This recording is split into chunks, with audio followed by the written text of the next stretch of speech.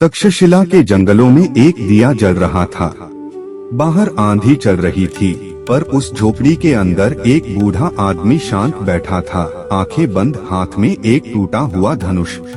सामने खड़ा था एक 16 साल का लड़का, हांफता हुआ, पसीने से लथपथ। उसकी आंखों में गुस्सा था, हार का गुस्सा। गुरुदेव, हम हार गए। नंद की सेना ने हमें कुचल दिया। बूढ़े ने आंखें खोली और मुस्कुराया। तुम हारे नहीं चंद्रगुप्त, तुमने सिर्फ यह सीखा नहीं कि दुश्मन को कभी छोटा नहीं समझते।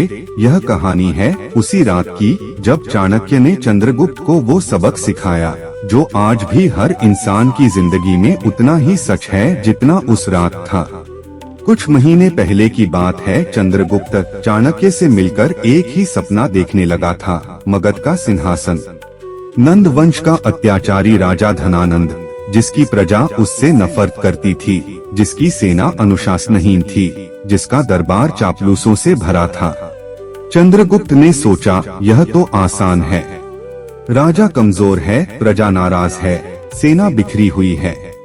हम सीधे राजधानी पर हमला करेंगे और जीत जाएंगे। उसने अपनी छोटी सी सेना लेकर सीधा मगध की राजधानी पाटलिपुत्र पर धावा बोल दिया, बिना योजना, बिना जासूसी, बिना यह जाने कि दुश्मन की असली ताकत कहाँ छिपी है। नतीजा, करारी हार। सेना तितर बितर हो गई। चंद्रगुप्त खुद बाल बाल बचकर जंगल में भागा। जब वो चाणक्य के सामने पहुंचा तो उसे लगा गुरु उसे डांटेंगे, लेकिन चाणक्य ने कुछ और ही किया। उन्होंने एक कहानी सुनाई। चाणक्य ने चंद्रगुप्त को अपने पास बिठाया और कहा, चंद्रगुप्त, तुमने जंगल में हाथी देखा है, विशाल शरीर, जमीन को हिला देने वाली ताकत। और तुमने मधुमक्खी देखी है, इतनी छोटी कि हाथी उसे अपने पैर तले कुचल दे अगर चाहे तो। पर जानते हो जंगल में हाथी किससे सबसे ज्यादा डरता है?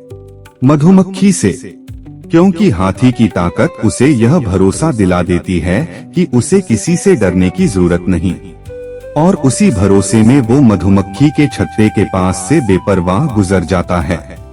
मधुमक्खियाँ उसकी आंखों में, उसकी सूंड में घुस जाती हैं, और वही विशाल हाथी दर्द से चीखता हुआ भागता है।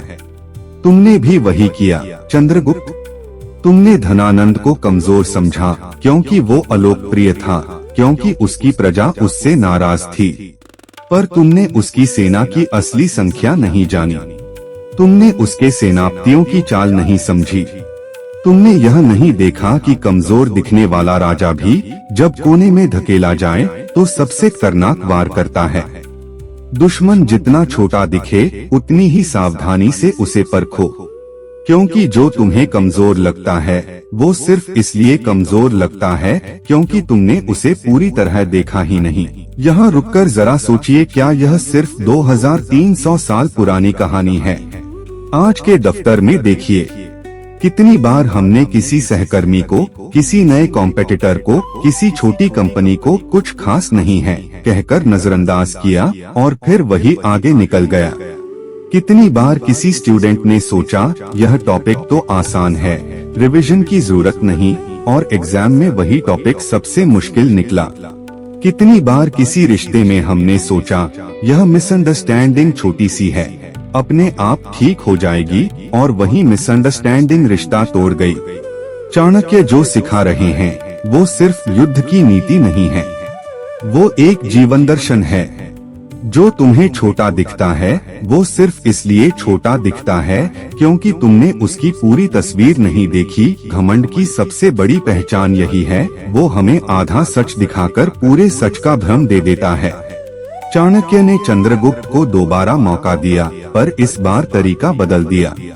उन्होंने कहा, अब हम सीधे पाटलिपुत्र पर हमला नहीं करेंगे, पहले हम छोटे छोटे सीमांत राज्यों को अपने साथ मिलाएंगे।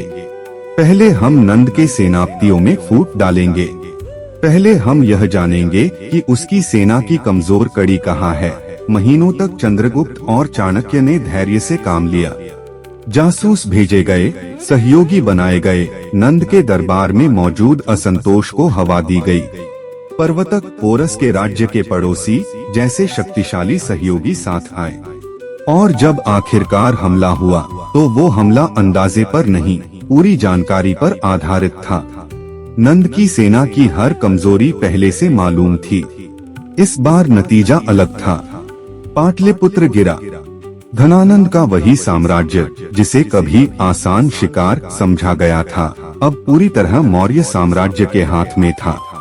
चाणक्य ने चंद्रगुप्त के कंधे पर हाथ रखा और कहा, देखा, पहली बार तुमने दुश्मन को छोटा समझा और हारे। दूसरी बार तुमने दुश्मन को पूरी गंभीरता से समझा और जीता। ताकत जीत नहीं दिलाती, चंद्रगुप्त समझ दिलाती है। तो चाणक्य नीति का यह सबक क्या सिखाता है हमारी आज की जिंदगी के लिए? पहला, किसी को भी, चाहे वो कितना भी कमजोर या छोटा क्यों न लगे, कभी अनदेखा मत करो। हर इंसान, हर परिस्थिति, हर चुनौती की अपनी एक छिपी ताकत होती है। दूसरा, जल्दबाजी में लिया गया फैसला, चाहे वो कितना भी आत्मविश्वास से भरा क्यों न हो, अधूरी जानकारी पर टिका होता है। पहले समझो, फिर कदम बढ़ाओ। तीसरा, हार शर्म की बात नहीं है, अगर उससे सबक लिया जाए। चंद्रगुप्त की पहली हार ने ही उसे वो चंद्रगुप्त बनाया जिसने आगे चलकर सबसे बड़ा साम्राज्य खड़ा किया। चाणक्य नीति में एक श्लोक है, शत्रु न विश्वसेत मित्रन अपि शत्रु क्षुद्रन न विश्वसेत, अर्थात न मित्र पर आंख मूंदकर भरोसा करो, न ही किसी छोटे से छोटे शत्रु को हल्के में लो। अगली बार जब आपको लगे कि सामने वाला कुछ खास नहीं है, चाहे वो कोई इंसान हो, कोई मुश्किल हो या कोई नई शुरुआत, एक पल रुकिए और चाणक्य की उस मधुमक्खी को याद कीजिए। अगर आपको यह कहानी पसंद आई हो तो लाइक कीजिए और कमेंट में बताइए आपकी जिंदगी में कब आपने किसी को छोटा समझा और बाद में एहसास हुआ कि वो कितना बड़ा था। अगली कहानी में मिलते हैं जहां चाणक्य चंद्रगुप्त को सिखाएंगे, गुस्से से बड़ा दुश्मन कोई नहीं होता। नमस्कार।